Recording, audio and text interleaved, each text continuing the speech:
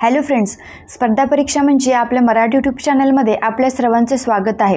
तर आजचा आपला व्हिडिओ असणार आहे 13 जून 2026 या दिवशीच्या महत्त्वाच्या चालू घडामोडी।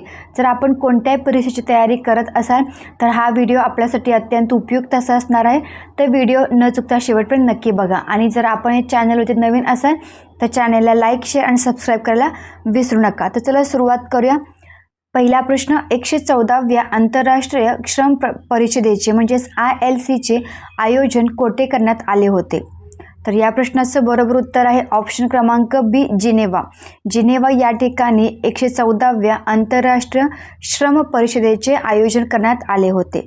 तर ऑप्शन क्रमांक बी हे या प्रश्नाचं बरोबर उत्तर आहे। पुढील प्रश्न, भारताच्या इझी कनेक्ट मॉडेल अंतर्गत आंतरराष्ट्रीय प्रवासासाठी पहिले शहर कोणते बनले आहे? तर या प्रश्नाचं बरोबर उत्तर येईल ऑप्शन क्रमांक बी, वाराणसी। तर वाराणसी हे भारताच्या इझी कनेक्ट मॉडेल अंतर्गत आंतरराष्ट्रीय प्रवासासाठी पहिले शहर बनले आहे। तर ऑप्शन क्रमांक बी हे या प्रश्नाचं करेक्ट उत्तर आहे। पुढील प्रश्न बघूयात। पुढील प्रश्न, इंचाथालोकेंडा इनकॉग्निटा ही नवीन माशाची प्रजाती कोणत्या राज्यात शोधली गेली आहे? तर या प्रश्नाचं बरोबर उत्तर येईल ऑप्शन क्रमांक बी, केरळ या ठिकाणी ही नवीन माशाची प्रजाती शोधली गेली आहे। तर ऑप्शन क्रमांक बी, केरळ हे या प्रश्नाचं बरोबर उत्तर येईल। तर केरळ या राज्याविषयी अधिक माहिती आपण जाणून घेऊयात।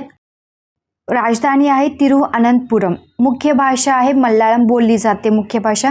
स्थापना दिवस आहे 1 नोव्हेंबर 1956 साली स्थापना झाली होती या राज्याची। प्रमुख सण आहे ओणम। मुख्यमंत्री आहेत VD सतीशन। राज्यपाल आहेत राजेंद्र विश्वनाथ आर्लेकर, हे केरळचे राज्यपाल आहेत। तर ही होती केरळ राज्याविषयीची अधिक माहिती परीक्षेच्या दृष्टिकोनातून। पुढील प्रश्न आपण बघूयात।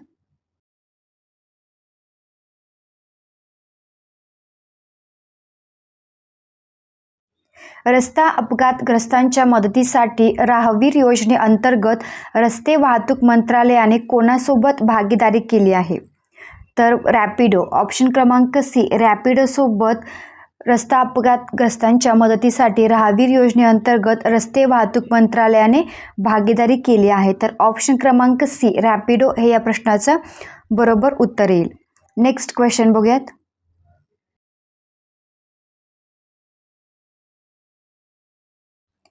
वोग आयवेअर इंडियाची नवीन ब्रँड अँबॅसेडर म्हणून कोणाची नियुक्ती करण्यात आली आहे? तर कृती सेनन, ऑप्शन क्रमांक सी हे या प्रश्नाचं बरोबर उत्तर येईल।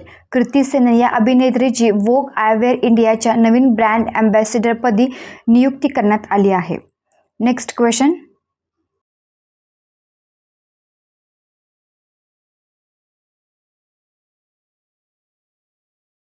नुकतेच नेवा म्हणजेच नॅशनल विधान ॲप्लिकेशन स्वीकारणारे 33वे विधानसभा राज्य कोणते बनले आहे? तर पश्चिम बंगाल हे राज्य। ऑप्शन क्रमांक बी, पश्चिम बंगाल हे या प्रश्नाचं बरोबर उत्तर येईल। पश्चिम बंगाल हे राज्य नेवा स्वीकारणारे 33वे विधानसभा राज्य बनले आहे। तर पश्चिम बंगालविषयी अधिक माहिती बघूयात। राजधानी आहे कोलकाता। अधिकृत भाषा बोलली जाते बंगाली आणि इंग्रजी। मुख्य सण आहे दुर्गा पूजा, हा तेथील मुख्य सण आहे। मुख्यमंत्री आहेत सुवेंदू अधिकारी। राज्यपाल आहेत RN रवी।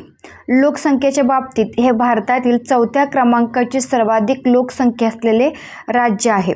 तांदूळ आणि ताग उत्पादनाच्या बाबतीत पश्चिम बंगाल हे भारतात तांदूळ आणि ताग उत्पादनात आघाडीवर असलेले राज्य आहे।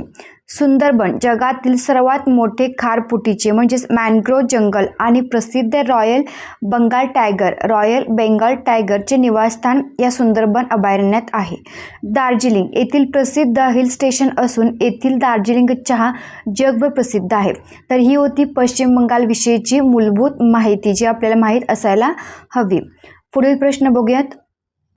आर्टेमिस 3 मिशनमध्ये अंतराळवीरांना घेऊन जाणारे अंतराळयान कोणते आहे? तर या प्रश्नाचं बरोबर उत्तर येईल ऑप्शन क्रमांक सी, ओरियन।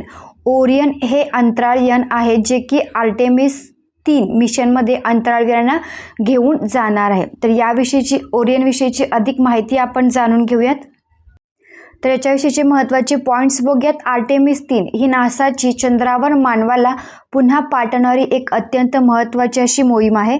आणि ओरियन हे अंतराळ यान आहे जे की अंतराळवीरांना पृथ्वीवरून चंद्राच्या कक्षेपर्यंत सुरक्षितपणे घेऊन जाईल. तर ही होती आर्टेमिस 3 या विषयीची अधिक माहिती. आता नासाविषयीची अधिक माहिती बघूयात. पूर्ण नाव आहे national aeronautics and space administration म्हणजेच नासा. स्थापना कधी झाली होती? 1 ऑक्टोबर 1958 साली. मुख्यालय आहे वॉशिंग्टन DC या ठिकाणी. आता आपण नासाच्या ऐतिहासिक आणि प्रसिद्ध मोहिमांविषयी माहिती बघूयात. अपोलो मोहीम या मोहिमेद्वारे 1969 मध्ये नील आर्मस्ट्रॉंग हे चंद्रावर पाऊल ठेवणारे जगातील पहिले मानव बनले आहेत. इंटरनॅशनल स्पेस स्टेशन ही दुसरी मोहीम अंतराळात मानवी प्रयोगशाळा चालवण्यासाठी जागतिक स्तरावर सहकार्य करते. तिसरी आर्टेमिस मोहीम मानवाला पुन्हा एकदा चंद्रावर सुरक्षितपणे उतरवण्यासाठी चालवली जाणारी सध्याची अत्यंत महत्त्वाची अशी ही मोहीम आहे. आता पुढील प्रश्न बघूयात. नुकत्याच प्रसिद्ध झालेल्या ग्लोबल पीस इंडेक्स 2026 मध्ये भारताचा कितवा क्रमांक आहे?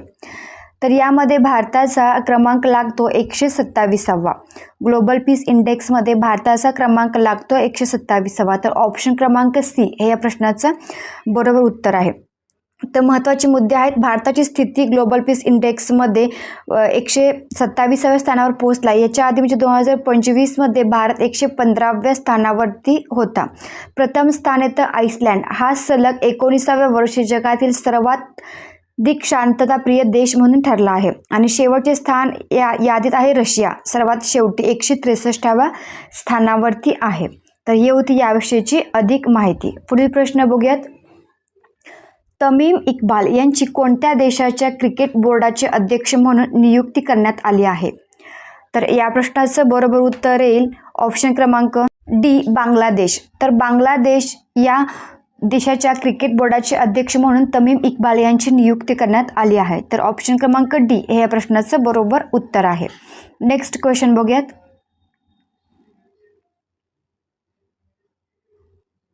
आंतरराष्ट्रीय अल्बिनिझम म्हणजेच रंगहीनता जागरूकता दिवस दरवर्षी केव्हा साजरा केला जातो? तर या प्रश्नाचं करेक्ट आन्सर आहे ऑप्शन क्रमांक C 13 जून. 13 जून हा दिवस आहे आंतरराष्ट्रीय अल्बिनिझम म्हणजेच रंगहीनता जागरूकता दिवस म्हणून दरवर्षी साजरा केला जातो. तर ऑप्शन क्रमांक C हे प्रश्नाचं करेक्ट आन्सर आहे. Next question. 23वे फिफा विश्व करंडक 2026चे उद्घाटन कोठे केले जाईल? तर या प्रश्नाचं करेक्ट उत्तर आहे ऑप्शन क्रमांक C मेक्सिको. मेक्सिको या ठिकाणी 23व्या फिफा विश्व करंडक 2026चे उद्घाटन केले जाणार आहे. पुढील प्रश्न. इंग्लंड आणि वेल्समध्ये आयोजित होणारा महिला T20 विश्व करंडक हा कोणत्या संस्करणाचा असेल म्हणजे कोणत्या एडिशनचा असेल? तर या प्रश्नाचं बरोबर उत्तर आहे ऑप्शन क्रमांक C 10वा. तर इंग्लंड आणि वेल्समध्ये आयोजित होणारी ही 10वी महिला T20 विश्व करंडक स्पर्धा असेल. तर या होत्या 13 जून 2026 या दिवशीच्या महत्त्वाच्या चालू घडामोडी. व्हिडिओ कसा वाटला कमेंट करून नक्की सांगा. व्हिडिओ आवडल्यास चॅनलला लाईक शेअर आणि सबस्क्राईब करायला विसरू नका.